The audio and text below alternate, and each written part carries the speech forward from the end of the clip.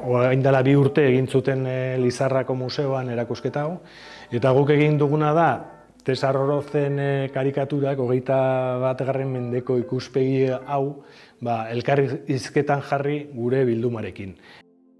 Pixka bat ikusteko 19. mendean ere karikaturagile apartak zeudela, batetikan marrazkilari oso trebeak, eta bestetikan umorea ere erabili zela garai hartan bere garaiko politika kritikatzeko erabiliko zen.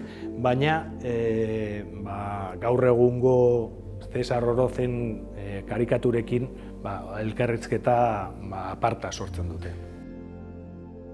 Con ventaja porque soy muy friki de la historia, me encanta la historia y me gusta mucho dibujarla. Y a mí me viene muy bien para mi cabeza despegarme de la actualidad, ¿no? La actualidad muchas veces no es tan importante, es el día a día, una noticia se come a la otra al día siguiente, lo que era importantísimo ayer hoy desaparece.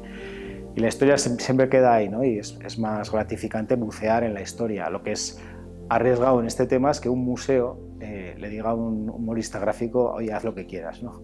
Con esta idea. Entonces, eso es lo bonito, es un poco reto también.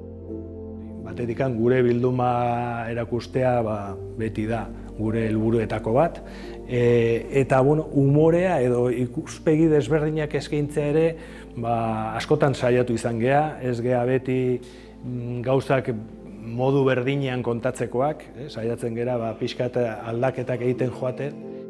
A veces nos llaman incluso la atención, se atrevían a hacer cosas que no sé si hoy en día se harían.